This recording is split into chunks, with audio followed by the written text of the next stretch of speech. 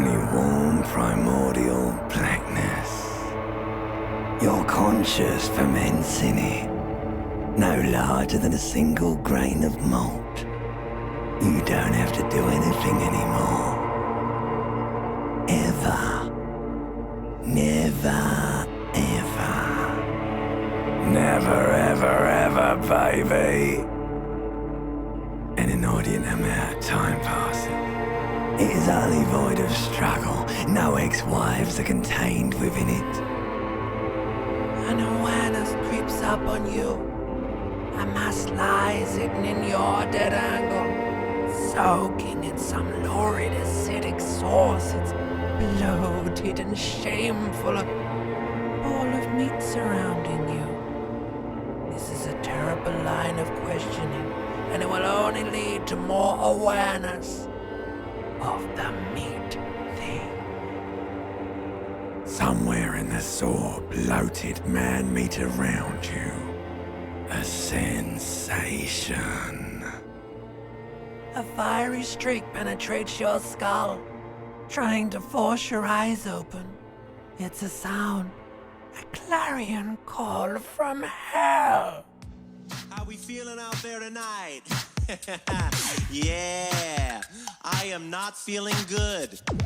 Wake up at 11:30, feeling like a bag of shit. Oh no! All my clothes are dirty, so I'm smelling like a bag of shit.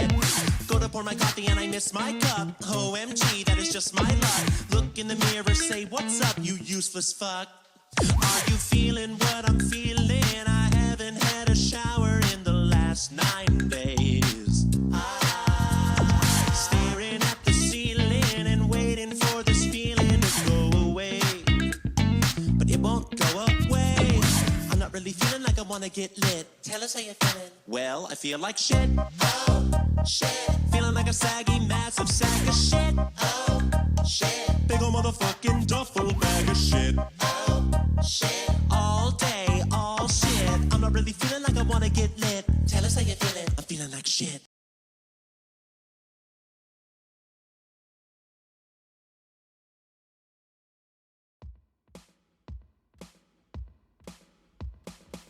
You hear a jingle. Keys are clinking in the pocket of your flare-cut pants. It says, whirling in rags, on the aluminium keyring. There is a single key on the ring. The number 1 is etched on it. It should open the door. The Whirling in Rags is a hostel cafeteria on the urban coast, frequented by dock workers. This fan has 2 chain pull switches. One ends in a tiny fan, the other in a light bulb. A truly horrific necktie has somehow attached itself to one of the blades. Or has it been consigned there as punishment? You feel as though this creature is your friend and wants to reattach itself to your neck so that you may continue your adventures together in this strange world. A terrible mistake. Turn the lights off immediately. You can practically feel the photons burning a hole in your brain. It's just a little hangover-induced photosensitivity. Don't overreact. Little black spots dance on your retinas. It's almost pleasurable. The blades come squeaking to a halt. It should be easier to reach the tie now. You swoop up and catch the tie. Snap. It's released from the blade. Warning, warning, the necktie is no longer contained.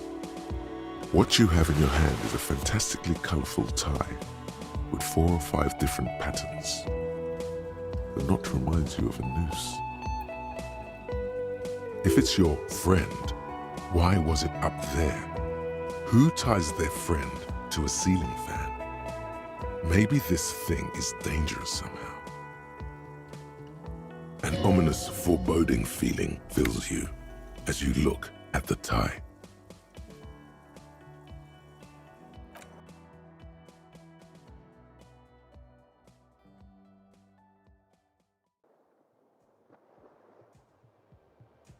Hello, officer. The young woman raises a cigarette to her lips.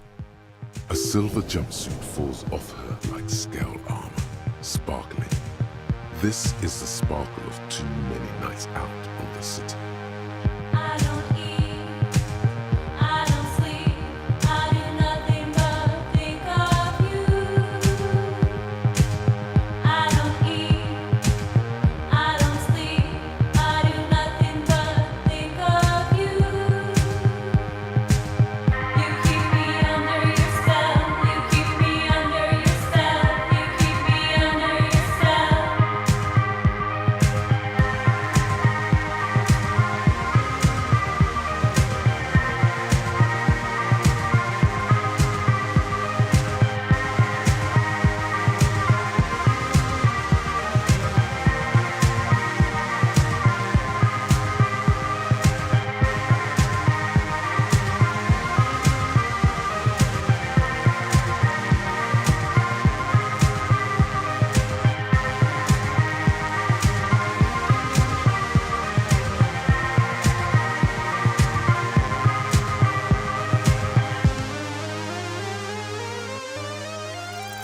Try the expression. Come on, why are you still doing this? Alcohol raises testosterone levels, especially in men. The levels remain elevated after inebriation ends and the pain begins. We seek comfort. It's only natural. Isn't it the other way around? Heavy drinking decreases testosterone. And believe me, you would know. She puts out her cigarette.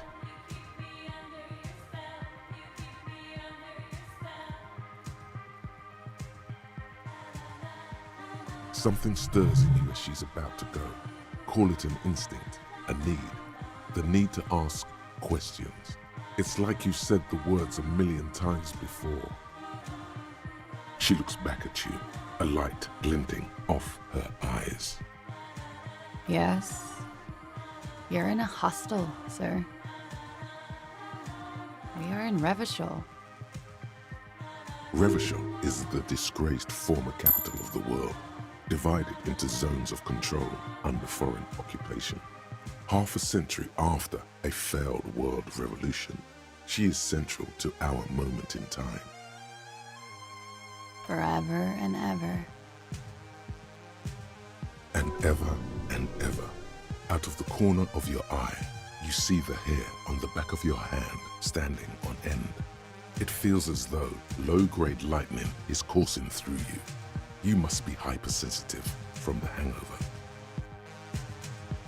It's 51. The current century? Centuries don't have numbers, they have names. And this is the current one. Civilization has existed for 8,000 years, sir. You're right. There is nothing funny about civilization. She hates civilization. She feels betrayed by it. There was the usual ruckus. Loud disco music.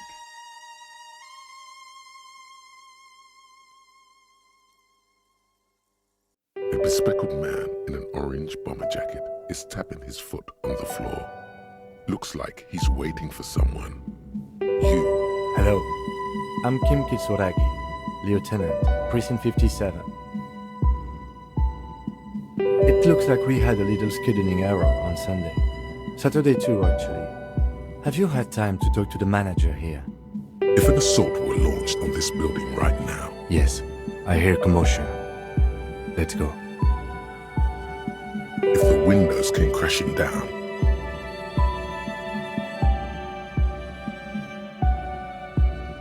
and the whole world descended upon you, That's enough for you today. Let's conclude this call. this man would hurl himself in death's way to save you. You are sure of this? God, please.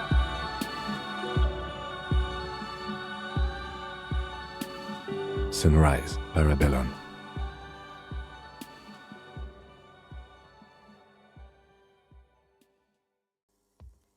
You realize he's waiting for your name. This is your chance to come up with a really good name for yourself. Get creative. Conceptualize. Concentration makes you squint your eyes. Your name should be deep gold and orange, like a forest fire looming on the horizon, but mixed with the stench of liquor rising from your breath. You're 2 steps closer to it, but there are still many to go. Okay then. It looks like we had a little scheduling error on Sunday. Saturday too, actually. Have you had time to talk to the manager here? What he means is, he has been trying to meet up with you for 2 days, but you have been otherwise occupied. If you don't mind, we should talk to him again. Ask him for a rundown of the area, now that I'm here as well. I understand the scene is out back, right? This man is doing you a professional courtesy. He knows you haven't talked to the proprietor about whatever it was you were supposed to talk to him about. It also wouldn't hurt to assure him the police are finally here. In full force, I mean. Have you mapped out the initial interviews? Right. And the interviews? At the 57th, we like to prepare an initial list of persons of interest, and then just skim the surface. Prepare the field, get to know the players. You don't do that? Maybe it's not an inter-district practice. Good. But even if you haven't, we'll have time for that after we take a look at the coroner's case. Have you removed the dead body from the tree? Mm-hmm. Sure. But did you take it down from the tree? Does that mean the body is no longer in the tree? So, the body is still in the tree. This is the first time you detect a weariness in the lieutenant's voice. It is obvious he would have preferred for the body to no longer be in the tree. A man in his late 20s with a thin, unimpressive beard notices you approaching. He drops the ledger he was holding and turns to the lieutenant.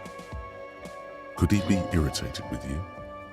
He avoids eye contact altogether, like you're not even there. Mr. Gart, right? You run this place.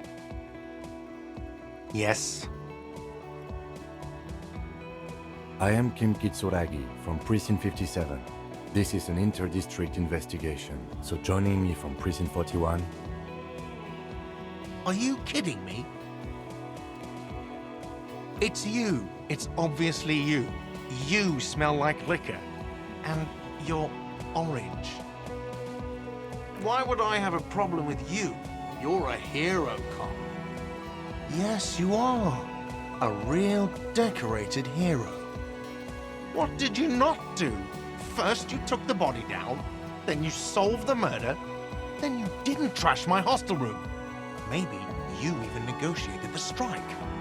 Oh, it's not. You're right, it's not. He has no respect for you personally, but this man sees himself as a law-abiding citizen, and you a representative of that law. Let's go. Not so fast, Mr. Feminist. You owe me 130 real.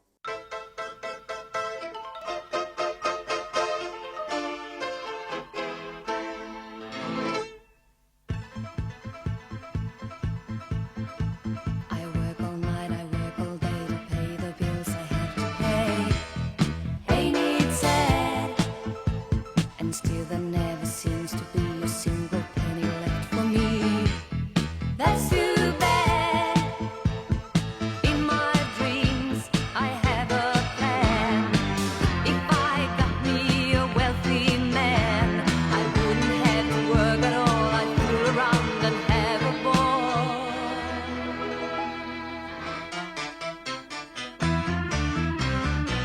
Money, money, money, must be funny in the rich man's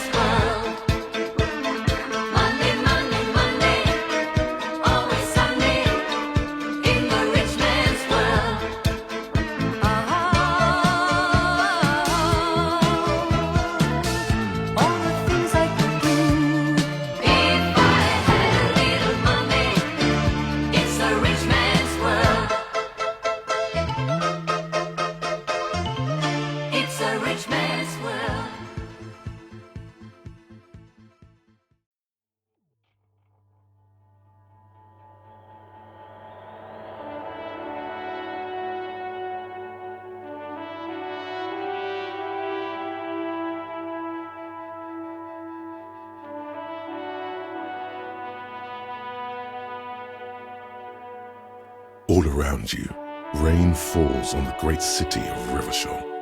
Rain drips from the eaves and floods the gutters, washing the filth away. The spring thaw must be here. The snow is melting. Looking up at the sky, cold water dripping from your hair. Grey sky like great battleships, clouds colliding with one another. Rain falls down on the world. Your shirt sticks to your chest. The shoulders of your disco blazer grow heavy. The cold finds its way in under your skin. You shiver, and the city shivers with you. The great gates of the industrial harbor are locked. A chill runs down your back. You shudder like an animal trying to shake water from its hide. These spring thaw will not last. The winter will return to Revachol. Revachol is the capital of the world. Jamrock is the capital of Revachol. Droplets form on your eyelashes. It's home.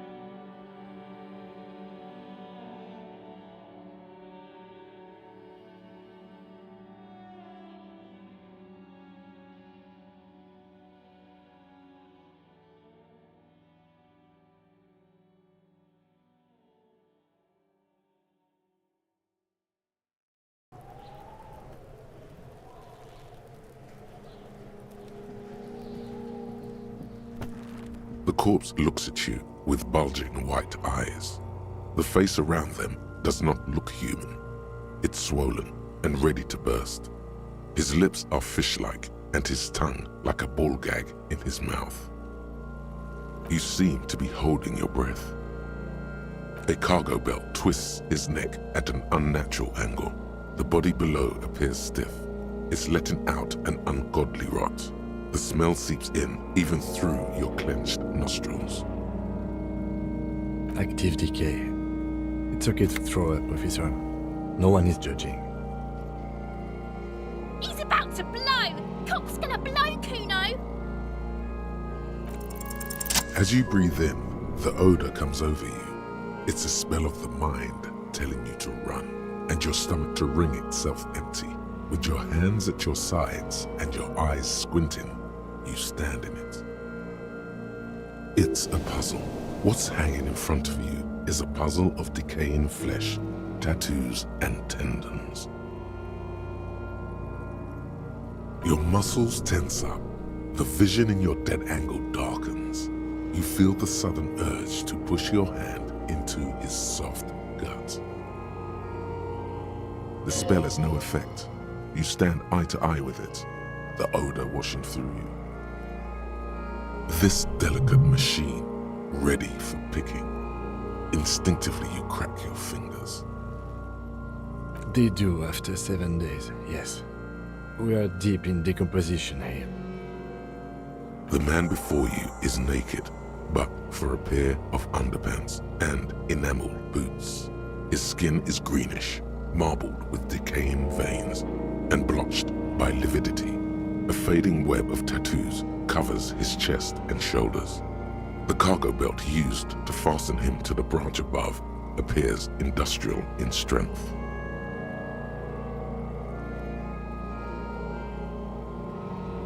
The material appears to be ceramic. Its clean white stands in stark contrast to the decaying flesh above the knee. The man wore thick polymer socks, probably for padding. A fine array of interlocking plates covers them. Delicate and fragile, they feel alien to the world around you, out of place somehow. These are clearly not boots. They're armor, possibly part of a larger set. Indeed. Technically speaking, these are sabatons, not boots. Oh, the lieutenant uses a memo technique A6. That's not just any notebook, it's a classic. It's clearly some manner of super armor or future armor. Super future armor? I'm useless. Ceramic plate. Zirconium dioxide, most likely. This is where the make would be. Under the heel. Fair weather. Fair weather model T500 VE. I'm guessing that's vitreous enamel. This is advanced stuff.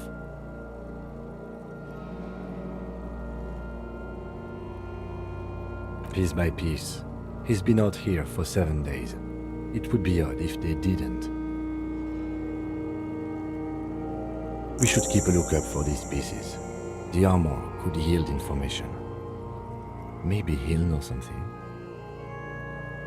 If you wear those pieces, it will help me protect your mortal coil. Yes, bullets will fly. They always do. And the coil is fleshy and mush and permeable.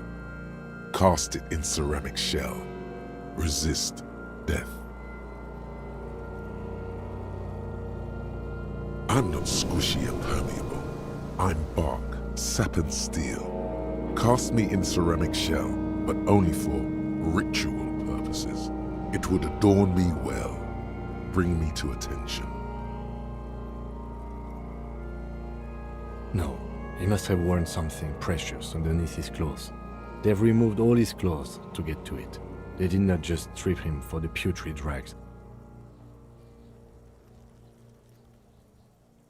Someone could have cleaned the yard, but that's a question for the red hat thing. I hear you talking shit about the Kuno. Come here and say it to Kuno's face. The cadaver hangs from the cargo belt, limbs limp and torso covered in tattoos. An intricate web of blue lines stretches across the torso, from the right shoulder to the solar plexus. Each time they intersect, a small white star is formed in their crossing. Hundreds of fading asterisks riddle his skin. Their concentration is highest around his heart. His corpse is marked by stars. Alcohol and heartbreak.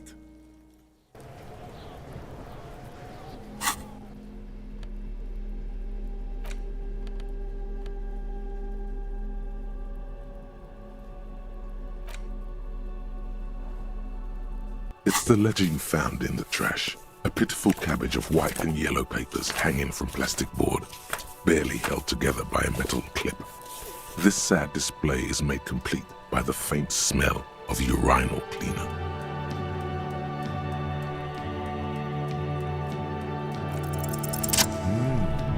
The two sides of the board appear slightly misaligned, like a drawer that's come off its slides. If you bend the plastic on your knee slowly,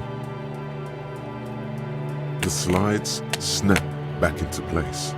It should be possible to just, without resistance or sound, the two panels move against each other. The compartment is now open. 2 ticket stubs and a handmade postcard. 2 octopuses are smiling, reaching their tentacles toward each other in the colored pencil drawings. The tickets permit access to the zoo in Revachol East. The aquarium costs extra. These let you go there too. The words just crossed your mind somehow. Who do you think? You. Thin wax paper has been glued to a piece of cardboard. Sounds like leaves rustling when you pick it up. You see violet flowers, floral patterns, patches of glue. It smells of chewing gum, apricot flavored.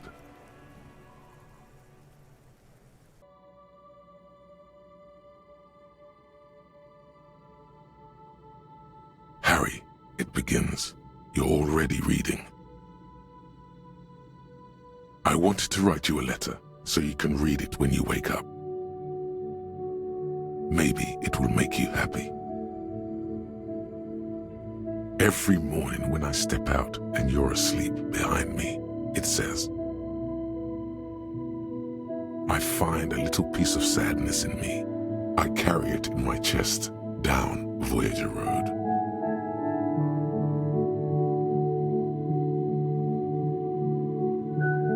Every step I take, it grows. By the time I reach the fuel station, it has filled me entirely. I step onto the light rail and look back. Sparks fall from the bow collector. I know it will be like this until late afternoon when I get off the 42 and walk back to you. You. Every step I take will get lighter. It almost makes me run. Sometimes I do. I can't believe I met you. I can't believe the happiness I feel with you. You have a vast, vast soul, and I will always, always, always come back to it. Kisses, kisses, kisses. You feel the air sucked out of your lungs and the blood sucked out of your head. Everything around you gets dark. Small white dots appear. Sparks fall like snow from the bow collector. A streetcar distancing. You feel the ledger slip from your hand. No, hold on. To what? There's nothing. Detective, is everything all right?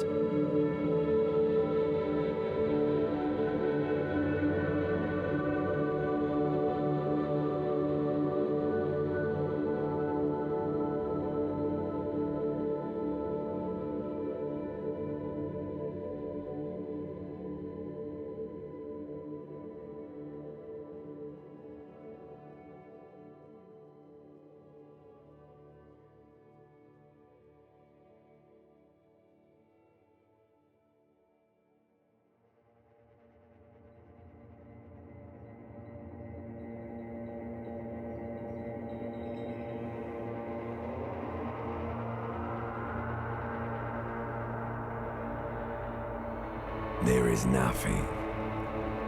Again. Nothing sad, brother. No treachery, just blackout. Well, almost nothing. There is the ground below you. That's still there. And the small light that's on, fluttering, somewhere in the basal ganglia. That's me. Blue eyes, that's me. Who was what? He speaks of the sickening longing, the unwell emotion. Even in the darkness, he's grasping for it. Still trying to hold on to the great sorrows slipping in the water. Slimy. Here in the paleo-mammalian cortex, we call it the shadow. Because it's always there. Tell him. Ah, yes. In the old factory system, they call it the apricot chewing gum scented one. It's unhealthy of them to linger on it so. But as they say, what do you do? It didn't smell nice. It smelled like betrayal. Bloated corpse of the past resurfacing. Don't prod at it. It will start moving again. There is no Voyager Road. There are no roads, no houses, no lights in the windows. It's all on pause. Your name is fuck all. It certainly ain't Harry. Your name is passed out on the ground, dragged around by one of the other evil apes. They're taking you somewhere. Yeah, man. What was that about? You think they would let you? until you disintegrate into biomolecule. No, someone is breathing on your face now, inspecting your pupils, stupid idiot. Oh, but you are. They're pouring something on you. Something in you. It's delicious. Glowing lights on a dashboard emerge out of nothingness. In the upholstered cabin of Lieutenant Kitsuragi's motor carriage, seated in the driver's basket, the air is thick with leatherworks and heavy fuel oil. Cold water runs down your chin. Drink. Water. The water is cold, silvery, the stuff of life itself as it pours down your parched throat. The pounding in your head recedes. The darkness parts. Drink. You haven't drunk water in 2 days. Did you know the human body is not made to survive on alcohol alone? You need a secondary form of hydration. Actually, beer and cider have loads of water in them. But these are not the Franco-Nigerian centuries. We are in the present. It is safe to sometimes drink water here. That's just a drug addict myth. In reality, you're still comprised of dihydrogen oxide, which you must replenish to go on living. With greedy gulps, you down half a liter of cold water. Some of it spills on the driver's seat. The lieutenant pays no heed to it.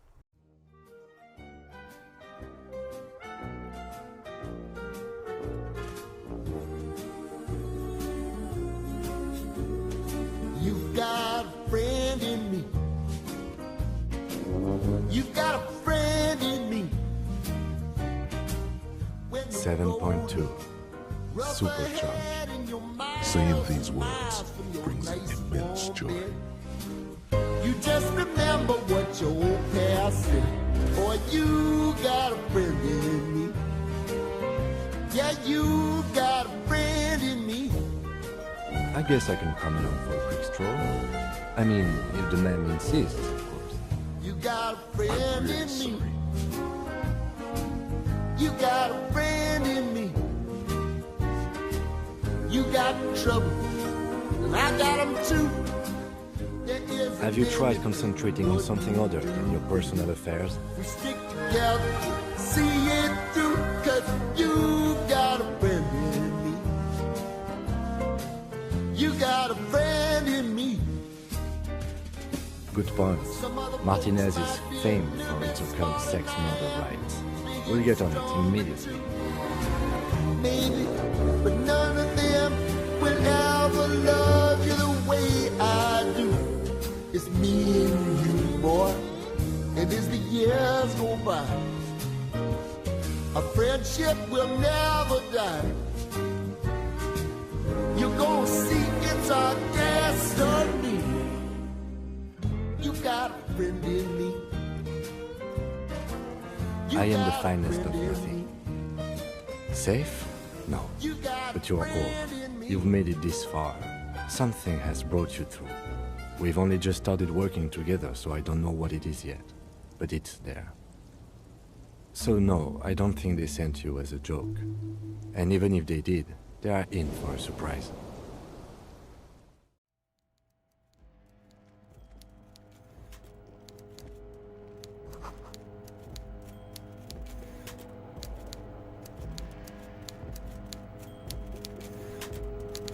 Before you is a walrus of a man seated behind a large desk. He looks up from his work, not the least bit surprised to see you. With great effort, he straightens himself up in his chair, yet says nothing. He simply stares at you. With a mixture of expectation and impatience, well bottled. A typical power play. Wait for him to speak first. Show him you've got a backbone. The one good eye of this man fills you up without even flickering. The other, his lazy eye, is constantly moving like a goldfish in a tank. Grotesquely magnified by his +6 glasses. Amblyopia, a childhood condition. For a moment, you don't know where to look. It is unbearably humid in the trailer. Beads of sweat slide down the man's forehead. Yet, he's unperturbed, holding his own. At first, nothing happens. His face wears a wide and self-satisfied smile. Every now and then, he smacks his big lips. Like a general over his maps, he plots his moves. Judging by the way he's licking his chops, it's going to be a good one. So... Mr. Dubois, Mr. Kitsuragi, how nice that you found a moment to pay a visit to the Debarders Union. I'm Evrart Clare, head of this little operation here. So tell me, how can the head of the Debarders Union help a representative of the Revachol Citizens Militia today? Oh, by the way, I heard you got a rather rude reception from a certain Lawrence Gart. Some people have no manners, it pains me to say. This should take care of that nonsense. It should be sufficient to cover your expenses for a few days and patch over your differences with the cafeteria manager. Go ahead, take it. Wow, that's 25 real. That's good money. You need it. Yes, but you owe him for it. Yes, I know Lawrence. He's a real character. No union man in him. A real piece of work, that boy is. With a grin, he points to the checker game. It's like you're on a game show. At least don't thank him for it. Okay, okay. I respect a man with principles. No handouts, then. Now, I'd like to set your mind at ease about one other matter. Your lost gun. Let me assure you, Union people are on it as we speak. I've got my best hounds looking for that lost gun. His slug-like lips move, but all you hear is an echo. Lost gun, lost gun, lost gun. The world is swallowed by a black hole of fear. Only two words escape its gravitational pull. Lost and gun.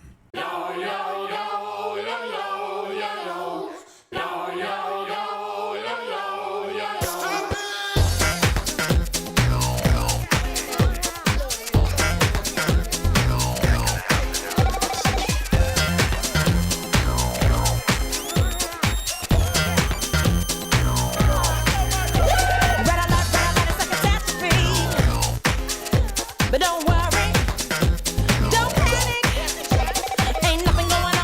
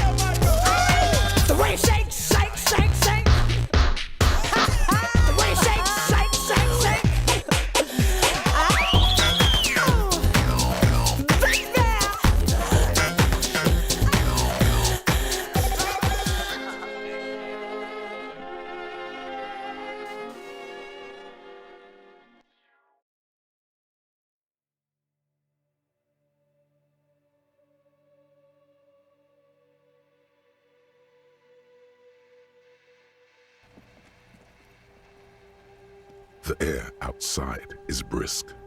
The lieutenant is silent for a moment. He listens to the traffic hum. Then, Now then, we should talk about the investigation. But I also feel you're a bit hazy on the RCM. Our role here, our rights, our jurisdiction, basically. I have a cigarette every night when I go over my notes. It's something of a ritual. oh man, he looks so devastatingly cool with that cigarette. You're cold, detective. Again, I only have exactly one every night. Below, the city trembles with its remaining lights. People are rushing home, running away from home, smoking, sleeping, singing in the shower. Edges of dining tables, hands, aprons flicker through windows before the lights go out. You mean this? This isn't cool.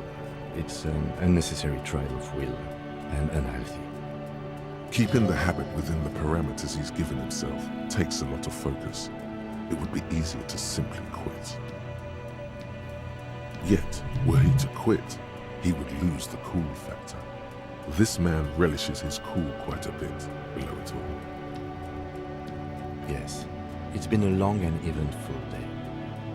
We performed a thorough initial inspection of the victim's body, so that's good. One could say it's the main thing to do in a murder. Then you shot the body down, which was quite a shot. I admit I wasn't sure whether I should give you the gun, but I'm glad I did. Your shot enabled us to perform a field autopsy on the victim. We found some things we can really work with. Moreover, you found that the hanged man wasn't just hanged, he was also shot. That was some excellent detective work. And you managed to locate and pull out the bullet, so we can get ballistics, make off the gun. All this is invaluable. Unfortunately, the body is still decomposing in the yard. We should take care of that as soon as possible. And there's still work to be done at the crime scene. Now, for the interviews. I'm sure. Well, we conducted an interview with Evrart. He wasn't particularly forthcoming with useful information, however. He's not saying much on the matter because he thinks you could have gotten more out of Evrart. They really don't like us here. The Union, the teenagers too. It's different in land, in Jamrock and the GRIH. It's our fault for leaving this place to the dogs, to the Union, to the company, not daring to come here more often. It's like I told you, this place is an orphan, fallen between the cracks. We run this city. West of the river is RCM land. It's incredibly hard. Human beings are... But we are in control, and it's worth it. The organization works, our systems work. If they didn't, the city would disintegrate. Night. Captain Bartholomew Price steps into the yard. A piebald horse waits by the motor carriage, chewing oats out of an oat bag. Seagulls fly overhead. The sky is black. Captain Price wears a black suit and a standard patrol coat as he mounts the horse to head home.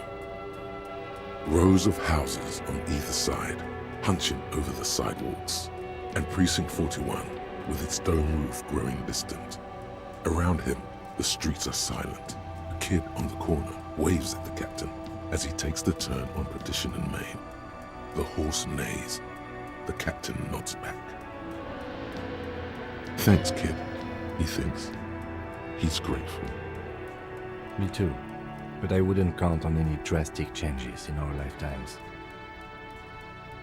He is very tired, but the dark circles under his eyes make him look younger, not older. Yeah, it's getting very cold now. Let's go.